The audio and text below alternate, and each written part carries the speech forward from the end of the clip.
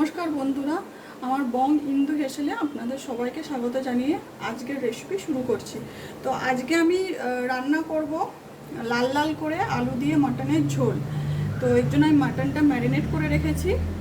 এটাতে 1 KG mutton আছে। 1 KG মাটনে 200 গ্রামের মতো টক দই দিয়েছি, আর 6টা বড় বড় সাইজের পেঁয়াজ কুচিয়ে নিয়েছিলাম। 3টে পেঁয়াজ আমি ভালো করে বেটে নিয়েছি, আর তার বাটা পেঁয়াজটা আমি মাংসের সাথে ম্যারিনেট করেছি। তার সাথে রসুন বাটা আর আদা বাটা দিয়ে আর 2 চামচের মতো কাঁচা সরষের তেল আর নুন দিয়ে ভালো করে মাংসটা ম্যারিনেট করে রেখেছি। তো চলুন রেসিপি শুরু করা যাক। আর এই মাংসের মাটনের ঝোলেতে আমি একটা সিক্রেট গরম মশলা দেব লাস্টে, সেটা আপনাদের সাথে শেয়ার করব। আর চলুন রান্নাটা শুরু করা যাক। আমি আলুগুলোকে ভেজে তুলে নিয়েছি। নুন হলুদ কিচ্ছু মেশাইনি, শুধু তেলেতে আলুগুলোকে ভেজে আমি তুলে নিয়েছি। আর আলুর গায়েতে একটু করে যেন আলুর ছাল থাকে। মাংসের ঝোলে একটু আলুর গায়ে যদি ছাল থাকে তাহলে কিন্তু ভালো লাগে আলুটা খেতে। আর এবারে আমি গরম তেলেতে আমি চিনি দিয়ে দিয়েছি, পরিমাণ মতো চিনি দিয়ে দিয়েছি, এতে মাংসের কালারটা ভালো আসবে। তো দেখুন বন্ধুরা, চিনিটা আমার ক্যারামেল হয়ে গেছে, কালার চলে এসেছে চিনি। এইবারে আমি তেজপাতা আর গোটা শুকনো লঙ্কা তেলে দিয়ে দেব।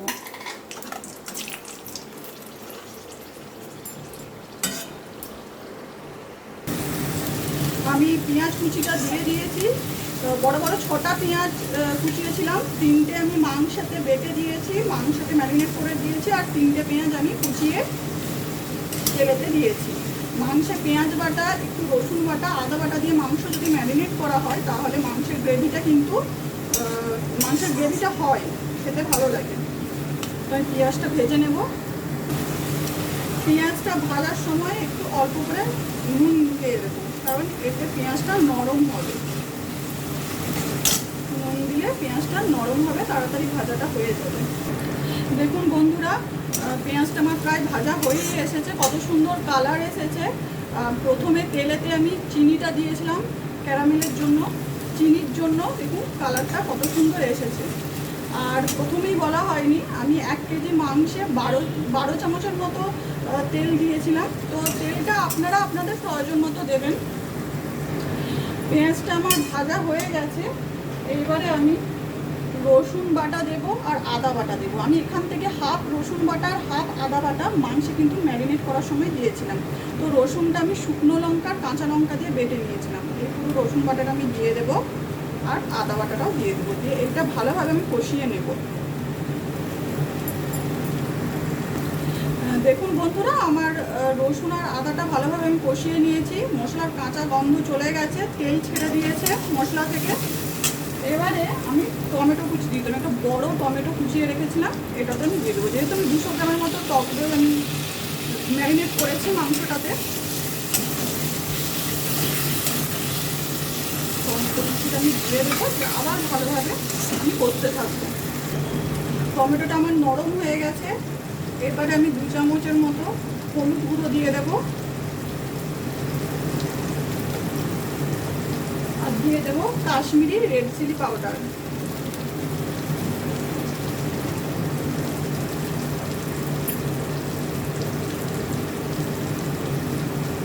আর একটু হলুদ গুঁড়ো দিয়ে দিলাম। এবারে এটা ভালোভাবে আমি কষতে থাকবো। দেখুন বন্ধুরা, মশলাটা আমার সুন্দর করে কষা হয়ে গেছে, তেল ছেড়ে দিয়েছে। আমি এটাতে লঙ্কার গুঁড়ো দিলাম না, কারণ আমি রসুনের সাথে কাঁচা লঙ্কা আর শুকনো লঙ্কা বেটে নিয়েছিলাম। আপনারা লঙ্কার গুঁড়ো দিতে পারেন। আমি কাশ্মীরি রেড চিলি পাউডার আর হলুদ গুঁড়ো দিয়েছি, ভালোভাবে মশলাটা কষিয়ে নিয়েছি। এবার ম্যারিনেট করা মাংসটা আমি দিয়ে দেবো, দিয়ে ভালোভাবে আমি এটা কষতে থাকবো। আর মাংস সবসময় যখন কিনবেন তখন দেখবেন ছাগল মাংসের সামনের পায়ের দিকে মাংসটা যদি নেওয়া যায় তো সেটা কিন্তু খেতে ভালো হয়, মাংসটা ছিবড়ে হয় না। সেই মাংস কিন্তু খেতে খুব ভালো হয়, ছিবড়েটা থাকে না ছাগল মাংসের সামনের পায়ের দিকের মাংস। তো চলুন রান্নাটা ভালোভাবে কষতে থাকি। ছাগল মাংস যত সুন্দরভাবে কষা হবে তত কিন্তু মাংসের টেস্ট বাড়বে। আমি ঢাকা দিয়ে দিয়ে মাংসটা ভালোভাবে কষিয়ে নেব। আর এই মুহূর্তে এখন দিয়ে দেব আমি জিরে গুঁড়ো। আমি এটা শুকনো কড়াইয়ে হালকা ভেজে নিয়ে গুঁড়িয়ে নিয়েছি। বেশি ভাজলে কিন্তু মশলার টেস্ট নষ্ট হয়ে যায়। তো আমি ঘরের ভাজা জিরে গুঁড়ো দিয়ে দেব। এতে কিন্তু মাংসের টেস্টটা অনেক বেশি বেড়ে যায়। কারণ বাড়ির বাটা মশলা বা গুঁড়ো মশলাতে কিন্তু মাংসের টেস্ট অনেক বেশি ভালো হয়। তো আমি এটা দিয়ে দেবো ধনে গুঁড়ো। যতটা জিরে গুঁড়ো দেব তার ডবল ধনে গুঁড়ো দেব। এবার এটা ভালোভাবে আমি মিশিয়ে নেব আর ঢাকা দিয়ে দিয়ে কষতে থাকবো। আঁচটা কিন্তু মিডিয়াম টু লোয়ে রেখে ভালোভাবে মাংসটা ঢাকা দিয়ে দিয়ে কষিয়ে নিতে হবে।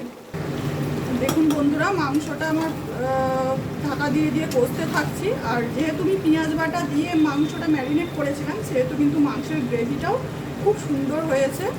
আর আপনারা ঝোলও করতে পারেন আলু দিয়ে, বা আলু না দিয়ে গ্রেভি টাইপেও করতে পারেন। এতেও কিন্তু খেতে ভালোই হয়। দেখুন বন্ধুরা, কত সুন্দর কালার এসেছে। এইভাবে ঢাকা দিয়ে দিয়ে কিন্তু মিডিয়াম টু লোয়েতে কষতে হবে। আর ঢাকা খুলে কিছুক্ষণ ছাড়া কিন্তু না, ভালোভাবে খুন্তির সাহায্যে নাড়াতে হবে, নাহলে তলাটা কিন্তু ধরে যাবে। এইভাবে কষিয়ে নিতে হবে। দেখুন বন্ধুরা, আমার মাংস কষা হয়ে গেছে, মাংস থেকে তেল ছেড়ে দিয়েছে, কালারটাও চেঞ্জ হয়ে গেছে। তো আমি 30 মিনিট ধরে মাংসটা ঢাকা দিয়ে দিয়ে ভালোভাবে কষিয়ে নিয়েছি। এইবারে আমি এটা প্রেশার কুকারে আমি জল গরম করতে দিয়েছি, পরিমাণ মতো জল দিয়েছি। এবার আমি প্রেশার কুকারে আমি মাংসটা দিয়ে দেবো। 4 থেকে 5টা সিটি দিয়ে নেব। আপনারা এটা কড়াইয়েতেও করতে পারেন কষিয়ে কষিয়ে। তো আমি এখন এই ভাজা আলুগুলো দিয়ে দেব। আর একটু চর্বি রেখেছিলাম, আমি মাংসের সাথে চর্বিটা দিইনি, কারণ গলে যাবে বলে। তো এখন এই মুহূর্তে আমি চর্বিটা দিয়ে দেব।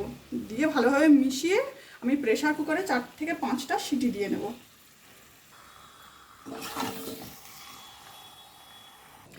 দেখুন বন্ধুরা, আমার মাটন হয়ে গেছে। আমি প্রেশার কুকার থেকে নামিয়ে আবার একবার কড়াইতে আমি একটু ফুটিয়ে নেব।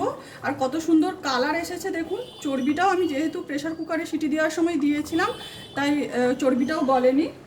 এবারে আমি ওপর থেকে একটু ধনেপাতা কুচি দিয়ে দেব, একটু ধনেপাতা কুচি ছড়িয়ে দেব। আর আপনাদেরকে যে বলেছিলাম একটা সিক্রেট গরম মশলা, সেই সিক্রেট গরম মশলাটা দেব। এটা হচ্ছে দারচিনি, ছোট এলাচ, জায়ফল, জয়িত্রী, একটু গোলাপের পাপড়ি, আর বড় এলাচও দেবেন এতে। আর এইটা হচ্ছে আপনার গোবিন্দভোগ চাল।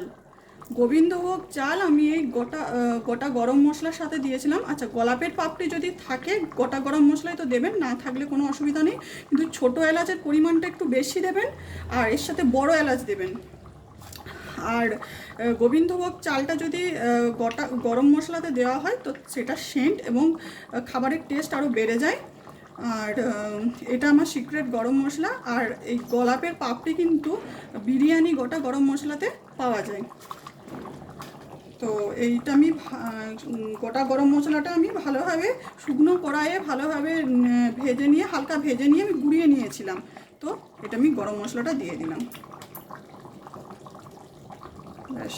আর দেখুন আমার মাংসের ঝোলের কত সুন্দর কালার এসেছে। আর এর সাথে আপনারা লাস্টে একটু ঘিও দিতে পারেন, তবে আমি আর দিলাম না।